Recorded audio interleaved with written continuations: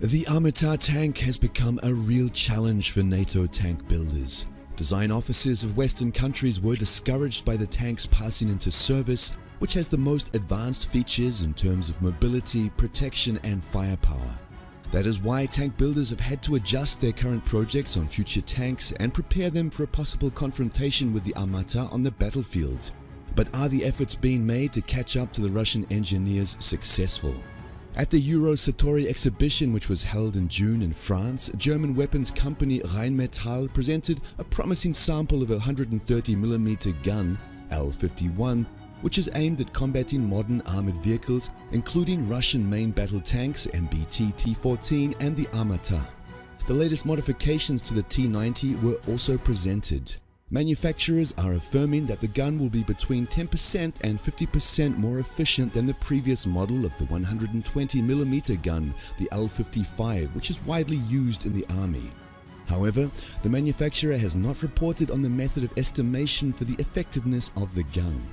Despite the increase in the firepower of the gun, its weight remains almost the same. The shutter with a vertical locking mechanism weighs about 3 tons and the trunk has a weight of 1,400 kilograms.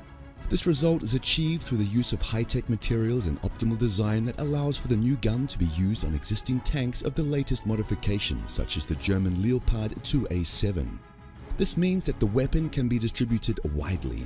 It can also be installed on the projecting German-French tank, the MGCS, which is anticipated to be placed into service after 2030. To increase the armor penetration for the gun, new, longer and heavier projectiles were developed. Armor-piercing fin-stabilized discarding sabot APF SDS, as were separable trays and high-explosive air-bursting munitions HEABM. Despite the manufacturer's declaration of the significant increase in the firepower of the guns, experts have expressed doubts. The sample that was presented is designed for manual loading, and experts have confirmed that the rapidity of fire cannot exceed more than 6 to 8 rounds per minute.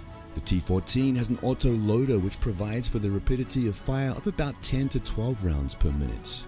Regarding the increased efficiency of the gun's shot, as claimed by Rheinmetall, it must be noted that the round's DM63 for the previous gun model, the RH120 L55, which is installed on the tank Leopard 2, has a penetration of up to 800mm of homogeneous armor. Therefore, an efficiency of 10% in the L51 model yields 880mm. In comparison, Armata's 125mm gun, the 2A82-1M, provides armor penetration of between 850mm and 1000mm. The 152mm gun, the 2A83, which has been tested in the 90s and into the century, will be installed on Russian tanks in the future. Hit 1 24mm of homogeneous armor. It is known that field tests of the German guns were not carried out and that the gun has not been set on a real tank. Therefore, it is hardly possible that a 50% improvement in the performance of the German gun can be said to be achieved. The Russian tank crew is set in a separate capsule protected by a modern, multi-layer counter-heat protection effect armor. In addition, a dynamic Armata Malachit protection system and the active protection system Afghanit provide protection against all existing anti-tank weapons. Finally, according to Armata's developers, the mounted machine gun, which obtains data from the Active Electronically Scanned Array AESA radar, is able to protect the tank by knocking the flight of anti-tank missiles and changing the trajectory of the rounds or damaging commutative jets. It appears doubtful whether the new German gun can defeat such a fortress at this stage, even with a possible 50% increase in its efficiency. Of course, much depends on the situation awareness systems used, the ammunition, fire correction systems and electronic warfare. But it will take years or decades to develop such a combat complex and corresponding strategy of its application. It should be kept in mind that Russian engineers will continue to design more sophisticated armaments. Since it is possible to now assert that the Armata is currently the most powerful and protected main battle tank in the world, Rheinmetall's affirmations that the gun can defeat the T-14 are seen as a marketing ploy in an attempt to attract the attention of potential customers to the objective problem of the need to combat the modern Russian tank. The arms concern also raises the question of the expansion of financing for such developments. Clearly the Western, or at least the European tank building industry is behind the Russian industry. Nevertheless, the US military technologies could pose a significant threat to Armata. as demonstrated by the Future Combat Systems (FCS) and familiar doctrines. The US military strategists are betting on the interaction of unmanned and mixed combat systems operating in 3 dimensions: ground, air, and space.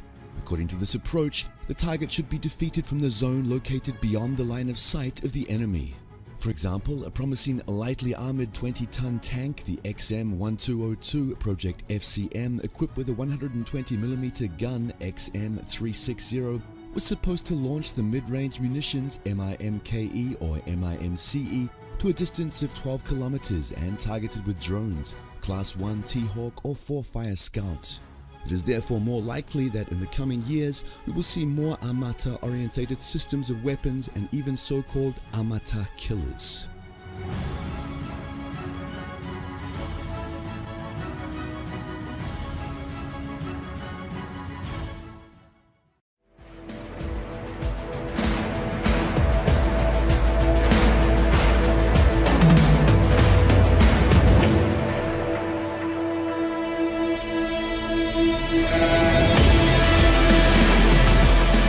Крупнейшая машиностроительная корпорация России. Около 40 предприятий по всей стране и за рубежом. Это гражданская техника, которая может работать в самых суровых условиях. Это более 1 миллиона вагонов разного назначения. Они колесят по стальным магистралям России и других государств.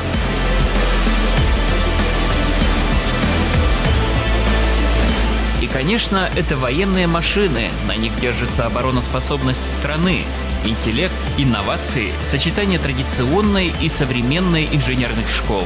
Все это Уралвагонзавод.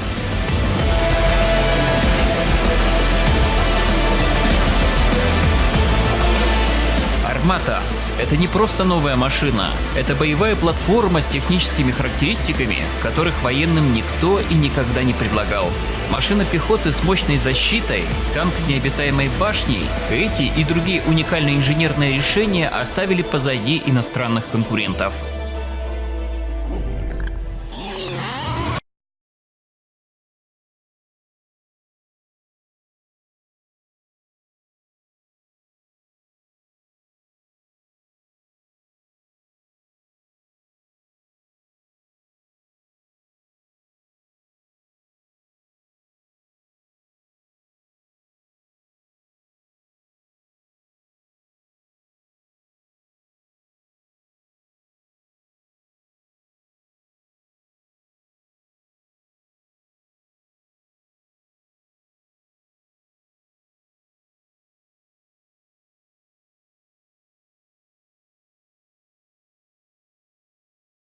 Конструировали самый массовый танк современности Т-72, летающий Т-90. Все эти машины были сенсацией своего времени и до сих пор стоят на вооружении многих стран мира. Теперь настала очередь Арматы удивлять и приводить врагов в трепет.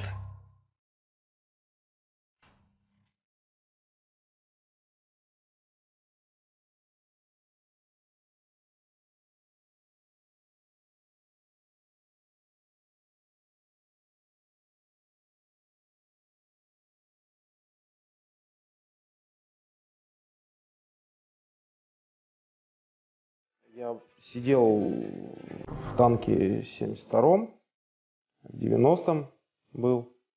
И убедило, это тоже современные танки, особенно модернизации, но Армата, она выглядит внутри совсем по-другому. Это как космический корабль. То есть космический корабль, в котором множество экранов. И вот до того, как я был в танках и сидел, мне казалось, что когда ты в нем сидишь, ты практически не видишь, что происходит снаружи. У тебя есть какие-то прицелы, вот эти призмы, через которые смотрят танкисты, командир танка. В Армате совсем по-другому. То есть ты сидишь, и перед тобой множество мониторов, которые открывают тебе, простор практически. То есть не ощущаешь себя сидящим в танке.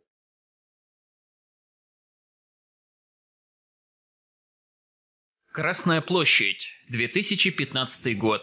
9 мая. По брусчатке идет Армата. С замиранием сердца следят за движением машин зрители, и среди них десятки тысяч уралвагонзаводцев. Исторический снимок стал одной из иллюстраций корпоративного календаря. Для специалистов дизайн-бюро Уралвагонзавода было делом чести создать запоминающийся календарь, посвященный новым разработкам корпорации. И с этой задачей они справились. Здесь уникальные фотографии всей линейки техники на платформе «Армата», танка Т-14, боевой машины пехоты Т-15 и ремонтно-эвакуационной машины Т-16. Мужскому населению страны, которые служили в армии, которые знают, что такое автомат Калашникова.